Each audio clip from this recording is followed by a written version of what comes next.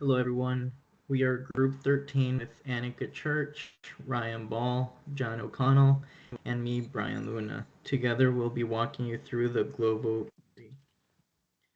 So, a quick agenda for today's presentation. We have the strategic crossroads that Glovo is facing, a quick comparison with the ultra-fast specialist companies, some discussions of preferences between partner fulfillment or dark stores.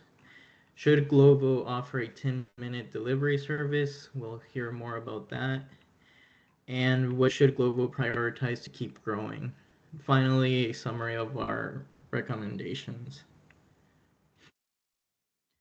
So Glovo today is at a strategic crossroad. Since its founding in Barcelona, the company has relied heavily on restaurant delivery to build its brand and expand internationally. Partnerships with major players like McDonald's have been key to this growth, making Glovo the go-to option in several southern European markets. But this success comes with limits. The restaurant delivery space is crowded with deep-pocketed rivals like Uber Eats and Delivery Hero, all fighting for market share.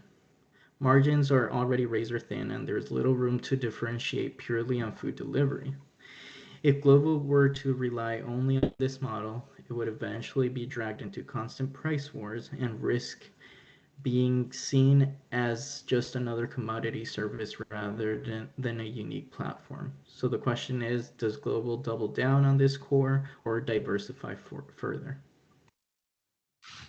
Quick commerce or Q-commerce offers Glovo a way to break out of those constraints. The concept is simple: deliver groceries and convenience items in under an hour, sometimes even faster. This taps into new consumer habits that accelerated during the pandemic when shopping moved online. For Glovo, the appeal goes beyond just adding a product line. Quick commerce deepens consumer loyalty, expands daily use cases, and gives people a reason to open the app even when they're not ordering meals.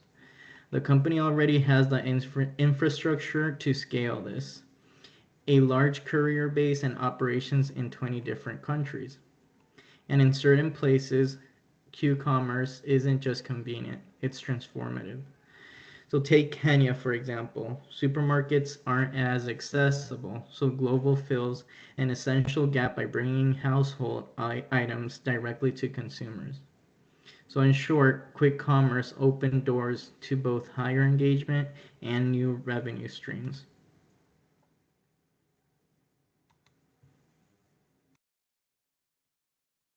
The potential is compelling, but quick commerce also comes with serious challenges. On the positive side, it allows Glovo to move beyond meals and capture more of people's daily spending. When the company controls inventory in its dark stores, it can set prices, manage margins, and offer faster, more reliable services. This creates a stronger, more defensible position in the supply chain. However, these benefits come at a cost. Building and operating dark stores is expensive and far more complex than simply coordinating restaurant deliveries. Forecasting demand, stocking inventory, and managing fulfillment all require new capabilities. And even with these investments, the path to profitability remains uncertain. This means Glovo must weigh the upside of long-term growth against the risk of burning cash too quickly or stretching resources thin. When we compare Glovo to ultra-fast specialists like Gorillas or GoPuff, the trade-offs become clear. Glovo has meaningful advantages. It offers multiple categories, not just groceries, and it benefits from an existing customer base that already uses the app for restaurant orders. This lowers acquisition costs and makes growth more efficient. Its courier network is also flexible, able to handle both meals and groceries. But specialists have their own strengths. Gorillas and GoPuffs, for example, are laser focused on being the fastest grocery provider. Their brand message is simple: 10-minute delivery guaranteed. They often have stronger capital backing, which lets them scale dark stores aggressively and dominate mindshare around speed. Glovo's challenge is that it must divide its attention between two businesses, which can make it harder to dominate either one. Ultimately, its success depends on finding the right balance, keeping its restaurant business strong while growing quick commerce without overextending. When we think about Glovo's Q-commerce expansion, the strategic question is how do we fulfill orders? Do we rely on retail partnerships or do we scale dark stores? Each model offers unique strengths, but also trade-offs we need to unpack. Let's start with partnerships. Around 75% of Glovo's Q-commerce orders today come from retailers. The value here is clear. Partnerships allow Glovo to expand coverage very quickly and cost effectively, leveraging existing infrastructure rather than building from scratch. They also generate revenue streams through delivery fees, 5 to 15% commissions, and brand placement inside the app. That makes partnership the premier engine of growth, especially in suburban or cost sensitive markets. But the drawback is control. Because Glovo depends on partners' inventory, customers often experience missing items or even substitutions. In fact, roughly 16% of partner orders had at least one unavailable product. Compare that with just 3% in dark stores. So reliability and consistency can suffer under the partner model. Now, dark stores flip that equation. These are micro warehouses in dense urban areas stocked with about 1,000 high frequency SKUs with Glovo staff picking and packing. Fulfillment time is around 2 minutes and couriers are stationed right outside. That level of control leads to faster, more reliable service and positions Glovo to deliver in 15 minutes or even 10 minutes under the P900 and P600 initiatives. Financially, the story is mixed. Dark stores require heavy upfront investment, roughly €200,000 per site in Europe, plus ongoing operating costs. But unlike partnership, Glovo captures the product margin on top of the delivery revenue. Over time, with enough volume density, that makes dark stores a profitable long-term play. So here's the bottom line. Partnerships give Glovo fast scale and market penetration, while dark stores provide speed, reliability, and margin control. The best path forward is not choosing one over the other, but adopting a hybrid model. Use partnerships to cover wide geographics at low cost, and layer in dark stores in dense micro markets where speed and efficiency deliver a competitive advantage. In short, partnerships get Glovo the coverage, but dark stores deliver the distinction, and together they create a scalable foundation for Q commerce. The bigger picture for Glovo is not just how to fulfill Q commerce orders, but how to expand the model across very different types of markets. And here, consumer expectations vary dramatically. In Europe, speed is everything. Customers compare Glovo to running down to a corner store. If delivery takes 30 minutes, they'll simply walk themselves. That's why Glovo invested in P900, 15-minute delivery. It's even experimenting with 10 minutes. In these dense, compact cities, ultra-fast delivery isn't just nice to have, it's a competitive necessity. Now contrast that with Kenya. Their average delivery times are 45 minutes and customers aren't nearly as sensitive to speed.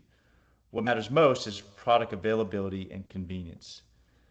Instead of expecting 10-minute delivery, Kenyan customers value the ability to skip a trip to the mall or just a handful of items.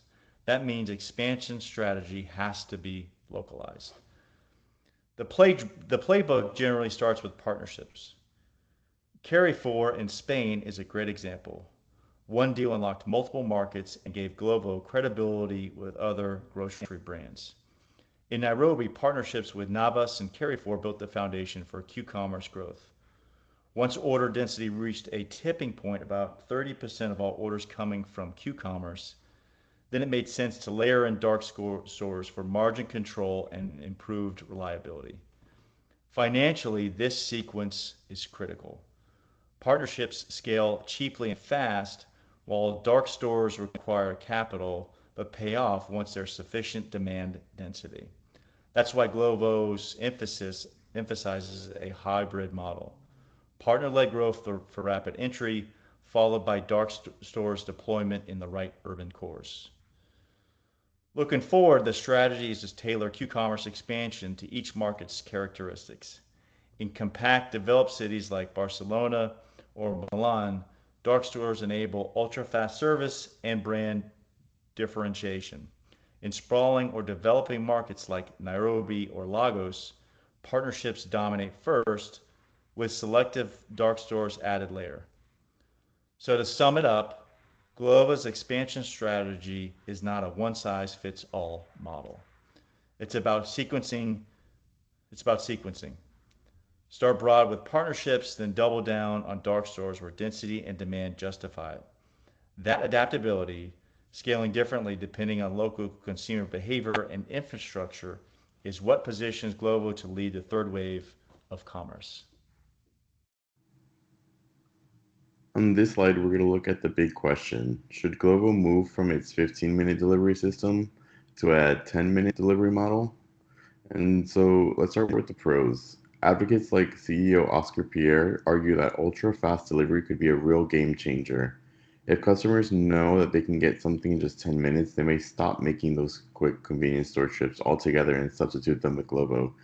This could strengthen Glovo's competitive edge. It could help build new customer habits and also increase overall customer loyalty. Plus, Glovo already has an infrastructure of dark stores in dense urban markets, so they have a foundation to build upon. Now, on the con side, there are important challenges to look at. Critics like the co-founder Sacha Michad question whether customers really care about the difference between a 15 and 10 minutes. For many, reliability, assortment, and affordability matter more than shoving off a few minutes. Operationally, a 10-minute promise requires dedicated couriers waiting at these dark stores, which will increase these costs and lower courier utilization. And when we think about Glovo's expansion into diverse markets, especially where customers are more price sensitive, speed may not be the biggest driver of value. And so, what's the recommendation here? Glovo shouldn't roll out 10-minute delivery everywhere. Instead, it should focus on expanding the 15-minute model more broadly because that's already fast and more sustainable. At the same time, though, they should pilot the 10-minute delivery model in select high income dense cities where speed truly is a differentiator. This way, they can test if the added investment really pays off without overextending the resources they have. And so, in wrapping this up, the key takeaway is balance. By doubling down on the 15-minute model while carefully experimenting with the 10-minute delivery, Glovo positions itself to capture growth where ultra-fast delivery adds value without compromising stability in markets where price and reliability are more important. And so this hybrid approach gives them the best of both worlds: customer loyalty, competitive differentiation, and smarter use of the resources. Today, I'll walk you through Glovo's strategic priorities for future growth. As you know, Glovo operates in the highly competitive on-demand delivery space. The company is at crossroads between its established restaurant delivery business and the growing opportunity in quick commerce or Q-commerce, which focuses on delivering groceries and convenience items rapidly. Our goal is to understand how Glovo can balance these priorities to maximize profitability and long-term market positioning. First, let's start with Q-commerce. This segment is a larger, more defensible market compared to restaurant delivery, which is highly competitive, low margin, and prone to commoditization.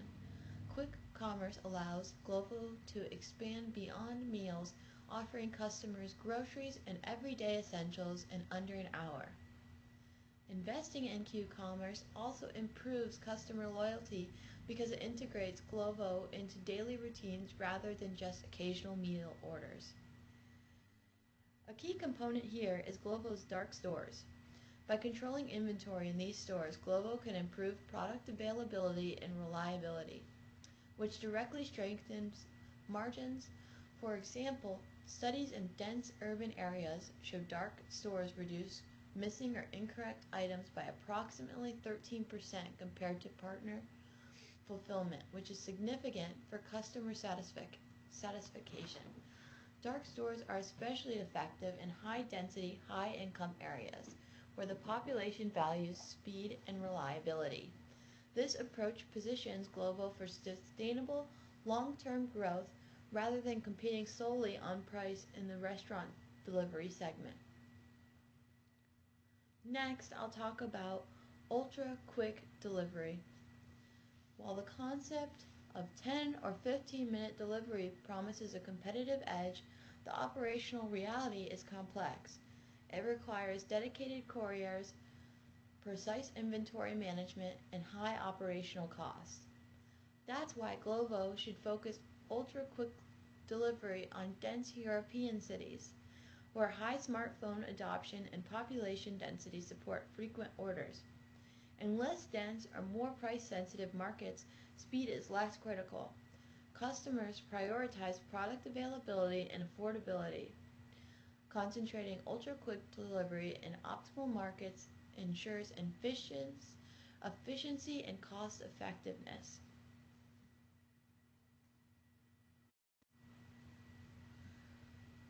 Having outlined the growth priorities, the next step is understanding how Glovo can scale effectively through partnerships and market focus, which we will now cover. Looking into partnerships and market focus, I'll start out with discussing partnerships. Partnerships are a critical tool for scaling Glovo efficiently. Grocery partnerships allow rapid onboarding of inventory and access to a wide range of products without the upfront investment of dark stores. Retail partnerships act as a bridge strategy, providing coverage in new or price-sensitive markets until Glovo can justify investing in its own infrastructure. While partnerships generate lower margins, they are low risk and provide flexibility.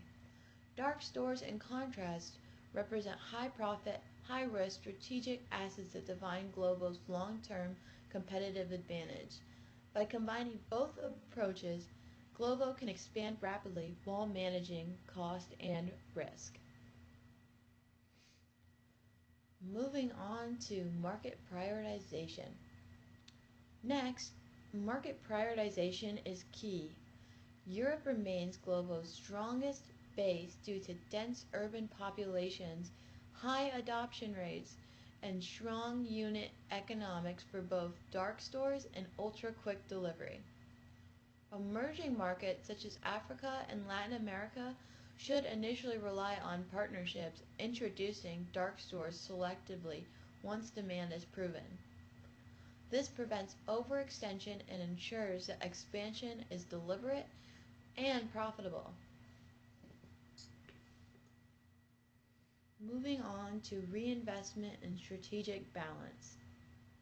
Finally, reinvesting profits from restaurant delivery into Q-commerce allows Glovo to balance growth and profitability. By combining the selective ultra-quick delivery, strategic partnerships, targeted market focus, and disciplined reinvestment, Glovo can strengthen margins, improve operational efficiency, and secure sustainable long-term market leadership. In summary, Glovo's future growth is not about chasing speed alone. It's about aligning resources with market opportunities, prioritizing Q-commerce, deploying ultra-quick delivery selectively, leveraging partnerships, and making deliberate investments in high-demand market positions Glovo to maintain its competitive edge, serve customers effectively, and ensure profitability. These strategic priorities provide a roadmap for sustainable expansion and long-term success. And so, with all that said, now I'll walk through our recommendations for how Glovo should proceed in the future.